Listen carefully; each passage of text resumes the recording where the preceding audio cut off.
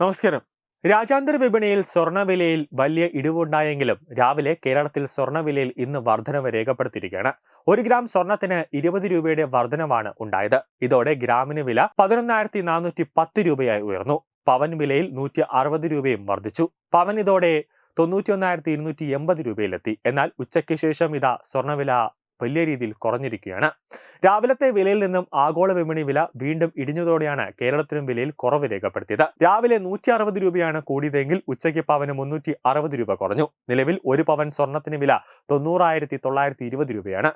ഗ്രാമിന് 45 രൂപ കുറഞ്ഞ 11,365 രൂപയായി. 18 കാരറ്റ് സ്വർണ്ണവില ഗ്രാമിന് 35 രൂപ കുറഞ്ഞ് 9,400 രൂപയായി. 14 കാരറ്റിന് ഗ്രാമിന് 30 രൂപ കുറഞ്ഞ് 7,280 രൂപയും 9 കാരറ്റിന് 20 രൂപ കുറഞ്ഞ് 4,700 രൂപയുമാണ് ഉച്ചയ്ക്ക് വില.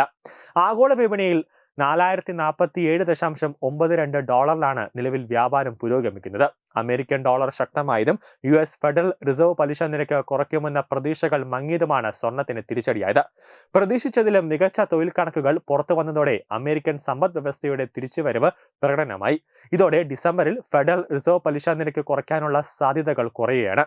ഇത് സ്വർണത്തിന് വിദേശ നിക്ഷേപകർക്ക് കൂടുതൽ ചെലവേറിയതായി. അമേരിക്കൻ ഡോളർ ശക്തമായതും US ഫെഡറൽ റിസർവ് പലിശ നിരക്ക് കുറയ്ക്കുമെന്ന പ്രതീക്ഷകൾ മങ്ങിയതുമാണ് സ്വർണത്തിന് തിരിച്ചടിയായത്. അന്താരാഷ്ട്ര വിപണിയിൽ സ്വർണ്ണവില കുറഞ്ഞു. കൂടാതെ ഒക്ടോബറിൽ രേഖപ്പെടുത്തിയ റെക്കോർഡ് നിലയിൽ നിന്ന് 300 രൂപയോളം കുറഞ്ഞാണ് ഇപ്പോൾ വ്യാപാരം നടക്കുന്നത്. അമേരിക്കൻ ഡോളർ ശക്തമായതും US ഫെഡറൽ റിസർവ് പലിശ നിരക്ക് കുറയ്ക്കുമെന്ന പ്രതീക്ഷകൾ മങ്ങിയതുമാണ് സ്വർണത്തിന് തിരിച്ചടിയായത്. പ്രതീക്ഷിച്ചതിലും മികച്ച തൊഴിൽ കണക്കുകൾ പുറത്തു വന്നതോടെ അമേരിക്കൻ സമ്പദ് വ്യവസ്ഥയുടെ തിരിച്ചുവരവ് പ്രകടനമായി. ഇതോടെ ഡിസംബറിൽ ഫെഡറൽ റിസർവ് പലിശ നിരക്ക് കുറയ്ക്കാനുള്ള സാധ്യതകൾ കുറയുകയാണ്. ഇത് സ്വർണത്തിന് വിദേശ നിക്ഷേപകർക്ക് കൂടുതൽ ചെലവേറിയതാക്കി. ഒക്ടോബറിൽ ആഗോള സ്വർണ്ണവില ഔൺസിന് $4,530 എന്ന റെക്കോർഡ് തൊട്ടിരുന്നു. എന്നാൽ നവംബറോടെ നേരിയ തോതിൽ സ്വർണ്ണവില ഇറങ്ങി തുടങ്ങി. നിക്ഷേപകർ ലാഭം ഉറപ്പിച്ചുകൊണ്ട് സ്വർണം വിറ്റയക്കാൻ തുടങ്ങിയതാണ് വിലയിടിവിന് ആക്കം കൂടിയത്.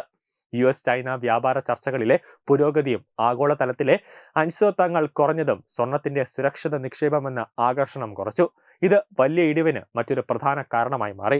ഈ ഹ്രസ്വകാല തിരുത്തലുകൾക്കിടയിലും ഈ വർഷം ഇതുവരെ സ്വർണ്ണവിലയിൽ 52% വർധനവ് രേഖപ്പെടുത്തിയിട്ടുണ്ട്.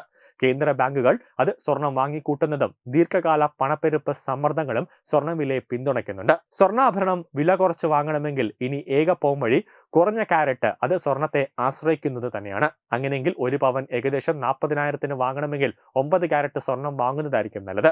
ഇതിന് ഹോൾമാർക്കിംഗ് ഉണ്ടാകുമെങ്കിലും 9 കാരറ്റ് സ്വർണത്തിന് പരിശുദ്ധി കുറവായിരിക്കും. ന്യൂസ് ഡെസ്ക് തത്വമൈ TV.